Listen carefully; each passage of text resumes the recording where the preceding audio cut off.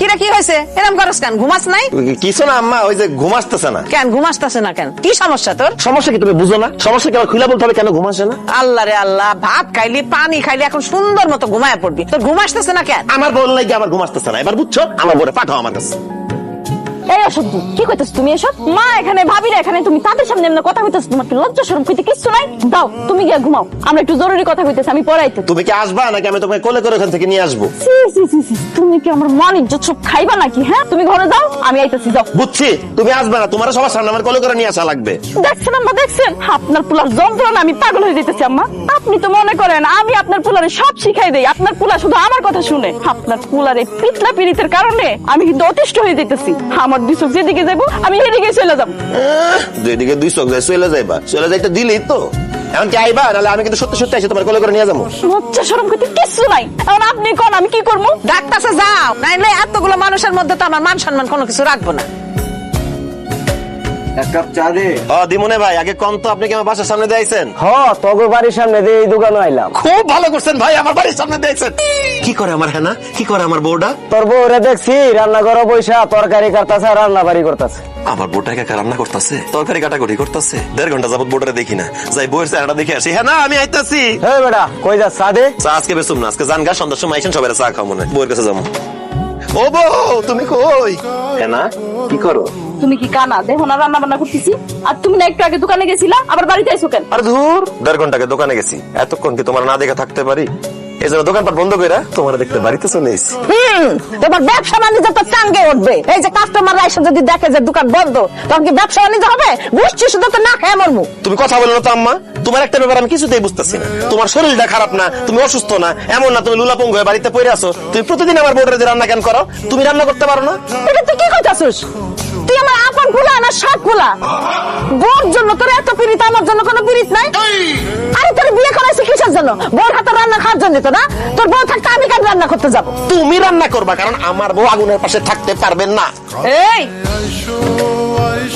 চুপ করো, আমি আগুনের পাশে থাকলে সমস্যা কি? হ্যাঁ না, সি সি সি সি সি সি।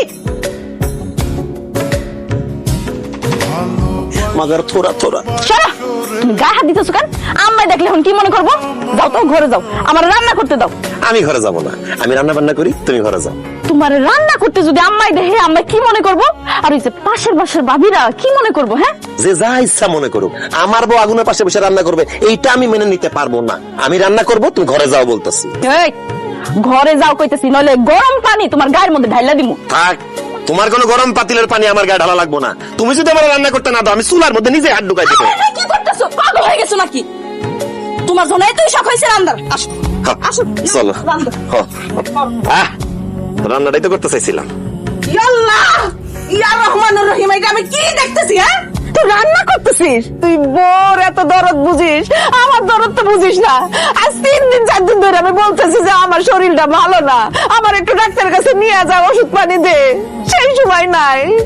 ওরে আল্লাহ রে আল্লাহ, এই সব দৃশ্য দেখার আগে আল্লাহ তুমি আমার মাথা ঠাটা ফেলাই ডালা কেন? আল্লাহ, আমি আর বাঁচতে চাই না, আমি মরতে চাই। আল্লাহ, হ্যাঁ, কথা তো কানে নিও না, কিছুই পড়বো না, এমনি কয়। দূরে বসে, দূরে বসে, গরম গরম মা পাইবো। আসসালামু আলাইকুম আব্বা, কেমন আছেন? চুপ করো, আমি গরম মতন চিল্লা চিল্লা কাঁদতেছো কেন? কি হয়েছে?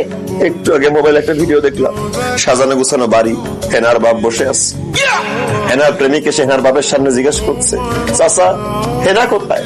তখন হেনার বাপ ছেলেটির দিকে তাকিয়ে বলল, এই ছেলে, তুমি হেনাকে ভুলে যাও, হেনার অন্য জায়গায় বিয়ে হয়ে গেছে। এই ভিডিও দেখে আমার কলিজায় যে কামড় মারছে। আমার হেনা যদি এই ভিডিও হেনার মতো আমাকে রেখে অন্য জায়গায় চলে যায়, আমি কি নিয়ে বাঁচবো? তোমারে কে বলছে এসব ফালতু ভিডিও দেখতে? হ্যাঁ, এসব ভিডিওর সাথে কি বাস্তব জীবনে কোনো মিল আছে? এসব কান্নাকাটি বন্ধ করো, তোমার জন্য একটা সারপ্রাইজ আছে। সারপ্রাইজ? কিসের সারপ্রাইজ? ও আল্লাহ, নিশ্চয়ই আমার বাচ্চা হইব, তাই না? হেনা বলার নামাই। সি সি সি সি, দেখছেন আম্মা, আপনার পোলার মুখে কিচ্ছু আটকায় না। আব্বা, তুমি দাও তো সারপ্রাইজটা। শোনো জামাই, সারপ্রাইজটা হইতেছে বিদেশের একটা ভিসা রেডি হয়ে গেছে। ভিসা রেডি হয়ে গেছে মানে? কি কোন আব্বা, এই বয়সে আপনি বিদেশ যাবেন? আমারও রেখে আপনি থাকতে পারবেন? আমি বিদেশে এই বয়সে যাবো কোন দুঃখে? বিদেশ চলে যাবে তুমি? ফালতু কথা বলেন না আব্বা।